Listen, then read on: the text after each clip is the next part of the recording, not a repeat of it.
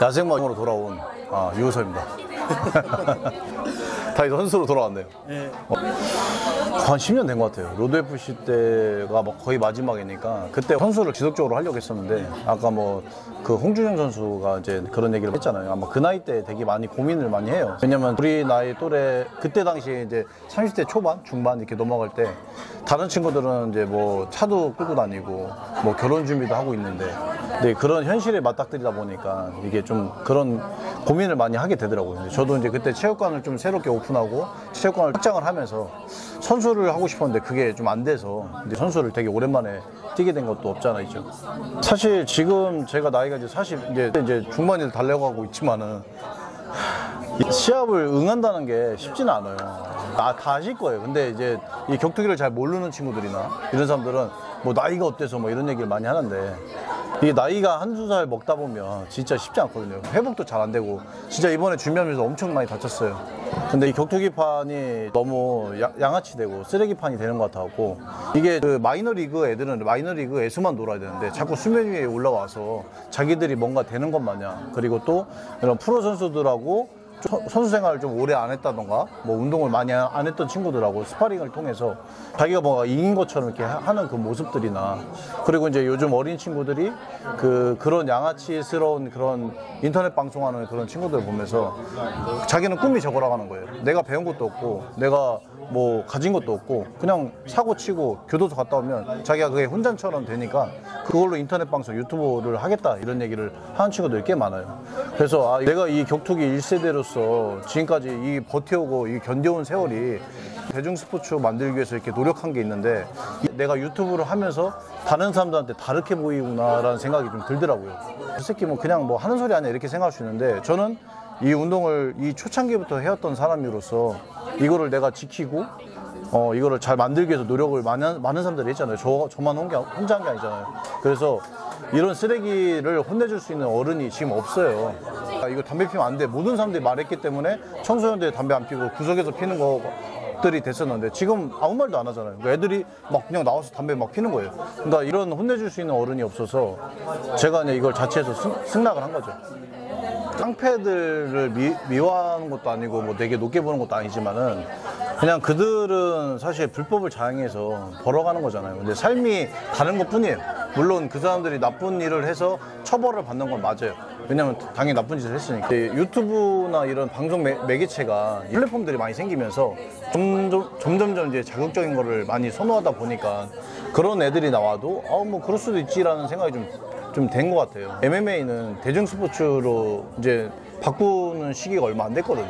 근데 이거를 어느 정도는 우리 프로 리그를 뛰는 그런 친구들이 그러니까 쌈마이들 말고 진짜 프로 뛰는 사람들은 이걸 진짜 잘 지켜서 좀 대중 스포츠 해서 이 운동이 정말 좋거든요. MMA라는 운동이 정말로 많은 사람들이 자신감도 얻을 수 있고 다이어트 효과도 받을 수 있고 여러 가지 스트레스 해소하는데도 되게 좋은 운동이에요. 그리고 이제 미국의 대통령들도 이 운동을 하고 있잖아요. 그러니까 이 정말 좋은 운동을 너무 싸움 이미지로 또 다시 바뀌고 있다는 것 자체가 그게 좀 보기 안 좋더라고요, 저는.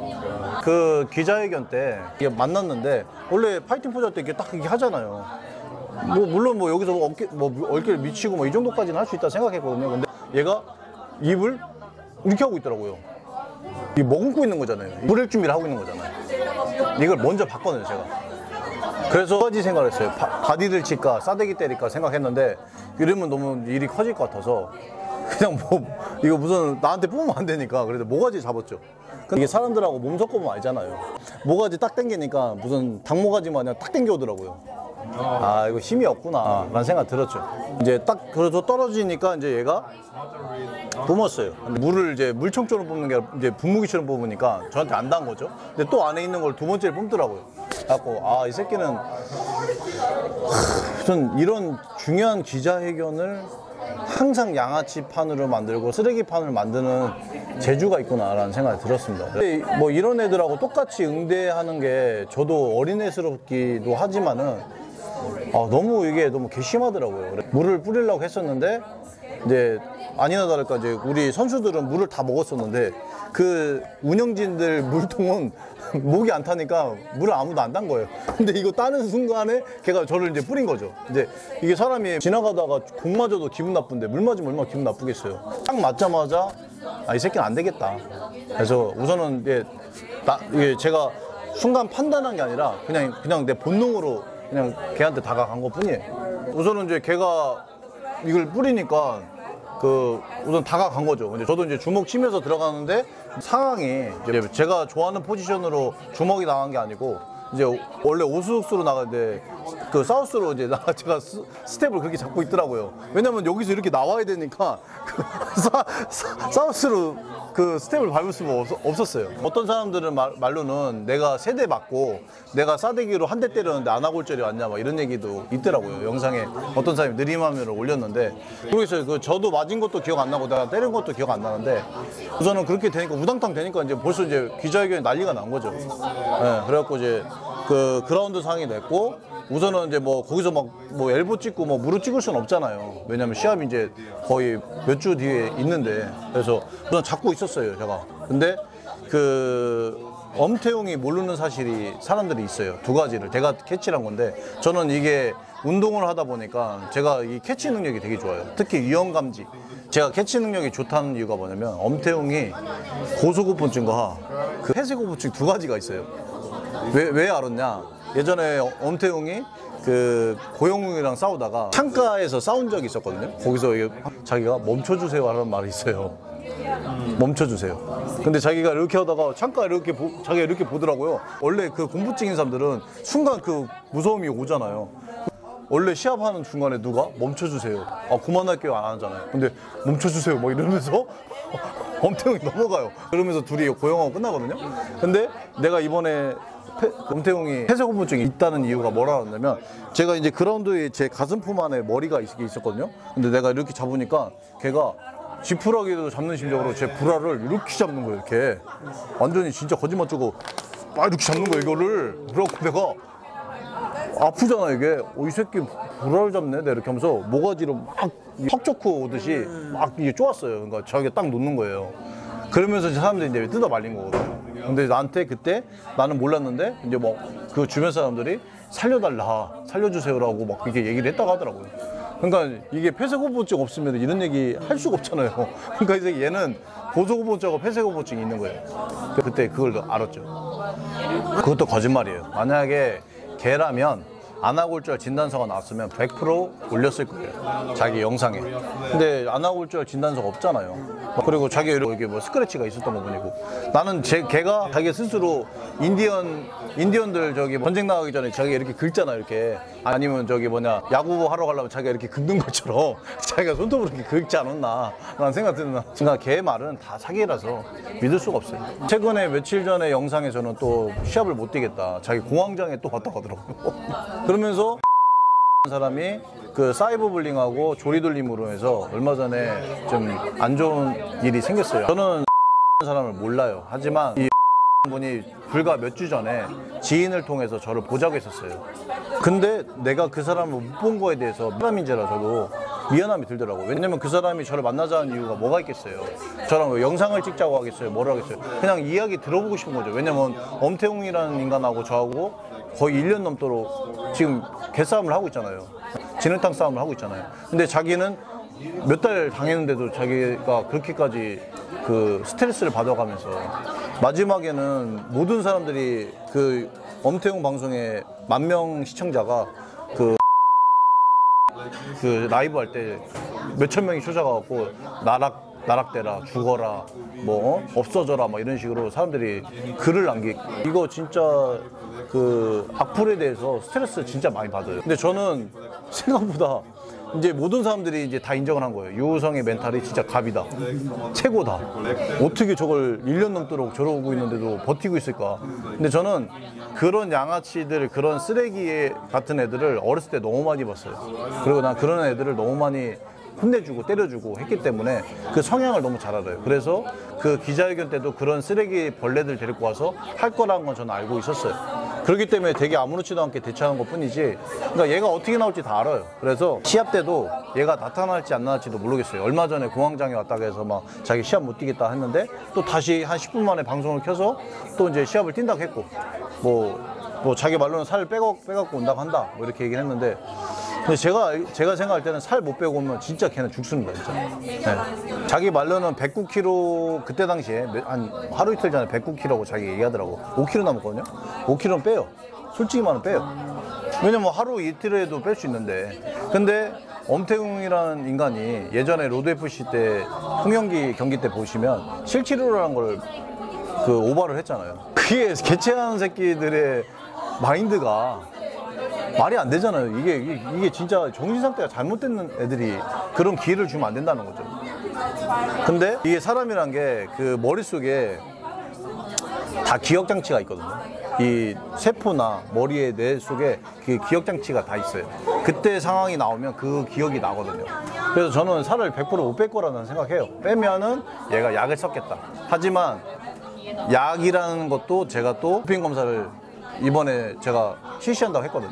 얘가 어떻게 나올 건지 원천 봉쇄를 한 거죠. 그리고 시합의 계약서에 보시면 그 몸무게 차이가 거의 20몇 킬로 차이 나요. 그러면 온수를 당연히 바꿔 끼는 게 맞잖아요. 온수가 제가 낮게 끼고 높게 끼고. 나는 걔에 대한 빌미를 줄 이유가 여지가 없어요.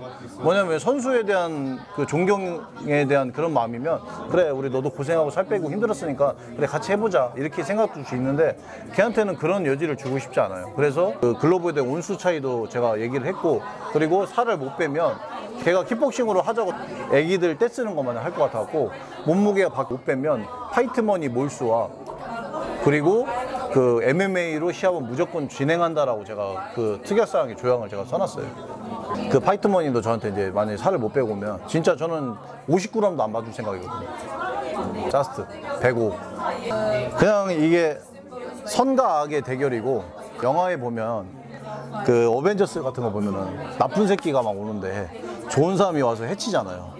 그냥 저는 그런 마인드라고 생각합니다. 그리고 전달하고 싶은 메시지는 아직 정의는 살아있고, 그리고 우리같이 이렇게 무도인도 정말로 노력해서 이런 쓰레기들과 악과 싸울 수 있는 힘이 아직도 남아있다는 걸 보여주고 싶어요. 참 이게 시대가 많이 바뀌었고 우리가 참 많이 늙었다 이런 얘기를 많이 하고, 그리고 이제 진짜 많은 사람들이 하지 말라는 얘기가 제일 많았어요.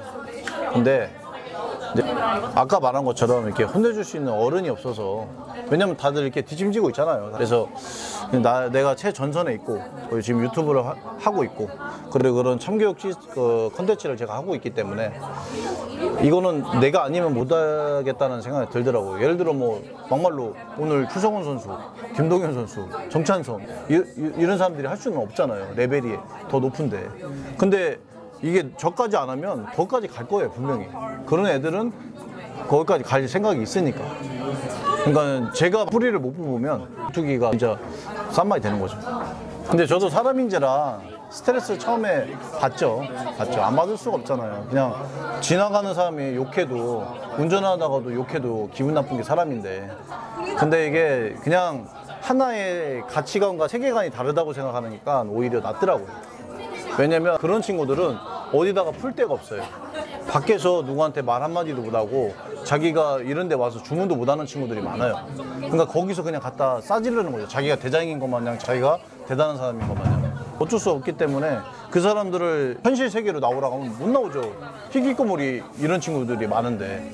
그래서 10명이면 3명이 저 싫어하는 사람이 분명히 생길 수 있는 것처럼 그거는 다르다고 생각하고, 또 한편으로는 노이즈 마케팅이 제대로 됐다라는 생각해요. 왜냐면 옛날엔 100이면 100명이 댓글에 쓰는 사람이 욕을 했어요. 근데 지금은 90명이 저를 응원을 해요. 이게 다 바뀌었어요. 그래서 오히려 뭐 더 잘 됐다라는 생각이 좀 한편으로 들고 있죠. 그리고 이제 저는 앞으로 이 운동을 통해서 이 시합을 끝나고 앞으로 이제 새로운 비전들을 좀 구상한 게 있는데, 그거대로 이제 좀 진행을 하면 좀 재밌는 것들이 많이 나올 것 같아요. 그냥 이런 학교 폭력을 당하는 친구들, 그리고 이런 히키꼬모리, 그리고 자신감이 없이 사는 친구들을 제가 수면 위로 올라와서 이 운동을 가르쳐주면서 세상은 아직도 밝고 너네들을 응원할 수 있는 사람이 아직도 있다는 걸 좀 보여주고 싶어요. 그 사람들이 다시 사회 구성원으로 만들어주는 목표를 좀 갖게 됐어요. 왜냐면 이런 친구들이 정말 많구나라는 생각을 좀 해서, 왜냐면 이 친구들은 사실 싸질릴 수는 있지만 이 사람을 품어줄 수 있는 사람은 없거든요. 그래서 내가 어느 정도만 품어주면 이 많은 사람들 중에 1명, 2명, 10명 이렇게 생기다 보면 나도 저렇게 수면 위로 올라올 수 있겠는데, 나도 사회생활 할 수 있겠는데, 나도 자격증 따도 회사 들어갈 수 있겠는데 라는 생각을 가질 수 있게끔 만들어주고 싶다는 생각이 들더라고요. 저는 그렇게 생각해요. 이 친구 파면 팔수록 미담이 나와야 되는데 진짜 괴담이 나오고 대보들이 좋은 것들이 나오는 게 아니라 막 진짜 듣고 싶지도 않은 것들이 막 너무 많아요. 이 엄태웅이라는 사람이 삶이 어떻게 살았나 라는 생각이 저는 좀 들더라고요. 불쌍하죠. 이번 교훈으로 인해서 모든 것들이 정리가 돼서 다시 자격증을 따든지 공장에 들어가라. 우선은 시합은 이게 제가 원사이드 경기로 만약에 끝나게 되면 완전히 한 방에 끝내고 싶지 않아요. 그냥 계속 많은 그 유효타와 충격을 주고 다치게 해주는 게 제 목표라서, 이게 짐승도 맞으면 좀 이게 고쳐지잖아요. 얘는 맞아야지 고칠 수 있는 애지 말로 고칠 수 있는 애가 아니거든요. 지금 말로는 제가 유호성의 인터뷰 통해서 많이 뚜껑해놨습니다. 지금 멘탈 완전 나갔어요. 지금 거의 지금 정신과 치료 받을 정도로 지금 얘가 지금 멘탈이 거의 나간 상태라서, 말로는 제가 많이 뚜껑해놨으니까 이제 진짜 제대로 채찍을 통해서 많이 해서 교육을 가르치도록 하겠습니다. 앞으로 이제 금쪽이 오은영 박사처럼 유우성 박사가 돼서 이런 성인 금쪽이들을 제가 뚜껑 패도록 하겠습니다.